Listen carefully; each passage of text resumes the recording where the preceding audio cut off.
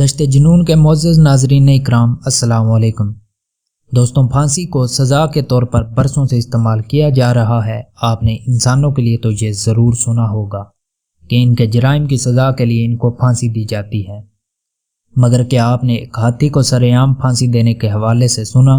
جی ہاں ناظرین، تاریخ میں ایک ہتھنی ایسی بھی تھی جس کو سرِ عام 2500 افراد کے سامنے پھانسی دی گئی۔ آخر اس بے زبان جانور کا قصور کیا تھا؟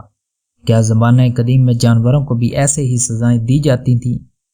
آج کی اس ویڈیو میں ہم آپ کو یہی سب کچھ بتائیں گے، لہٰذا آپ سے گزارش ہے کہ ویڈیو کو مکمل دیکھیے گا۔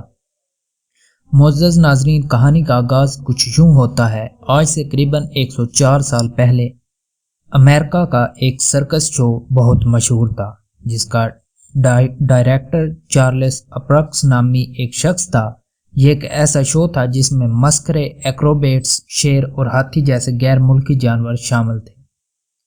19ویں صدی کے آخر میں میری نامی ہتھنی کو لایا گیا تھا کہ اس کے دلچسپ کرتب سے شائقین متاثر ہو سکیں۔ اس ہتھنی کی دیکھ بھال کے لیے ریڈ ایلڈرج نامی ایک شخص کو رکھا گیا تھا، جو کہ ہوٹل ورکر تھا اور اسے جانوروں کی دیکھ بھال کرنے کا کوئی تجربہ نہ تھا۔ اس کا کام میری کو تالاب پر لے جانا اور کھانا کھلانا وغیرہ تھا۔ تالاب پر جاتے ہوئے میری کو خربوزہ نظر آیا تو وہ اسے کھانے کے لیے رک گئی، جس پر ایلڈرج صبر نہ کر سکا اور اپنے چھانٹے سے اس کو مارنے لگا، جس پر میری کو غصہ آیا اور اس نے ایلڈرج کو اٹھا کر درخت پر دے مارا اور اپنے پاؤں سے اس کا سر کچل ڈالا۔ قصبے کے لوگ میری کے اس رویے سے ڈر گئے اور بہت زیادہ خوفزدہ ہو گئے۔ انہوں نے سرکس کے مالک سے کہا کہ اس کو مار دو۔ اسی شام قریب ایک قصبے اربن میں اسپرکس کا شو تھا، تو قصبے والوں نے شور مچا دیا کہ سرکس والوں کو تب تک قصبے میں آنے نہیں دیا جائے گا جب تک میری کو ساتھ نہ لائیں۔ اس وقت اسپارکس ایک گہری سوچ میں ڈوب گیا۔ اپنے سرکس کی شان و شوکت کو بچانے کے لیے اسے ایک سخت فیصلہ کرنا تھا۔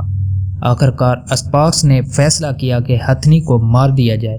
پہلے اس پر گولیاں چلائیں گے، لیکن ان گولیوں نے میری کو زیادہ نقصان نہ پہنچایا۔ اگلے دن ارون شہر میں جاتے ہوئے رستے میں ایک ٹرین کے پاس پھانسی کی طے شدہ جگہ پر ریلوے لائن کے قریب ایک کرین کے ساتھ میری کو پھانسی دی گئی، لیکن ان کی پہلی کوشش بیکار گئی، کیونکہ جیسے ہی کرین نے میری کو اوپر اٹھایا تو اس کے گلے میں باندھی گئی چین ٹوٹ گئی، جس کا نتیجے میں پوری زوردار زمین پر گری اور اس کی پچھلی ٹانگیں اور گلے کی ایک ہڈی ٹوٹ گئی۔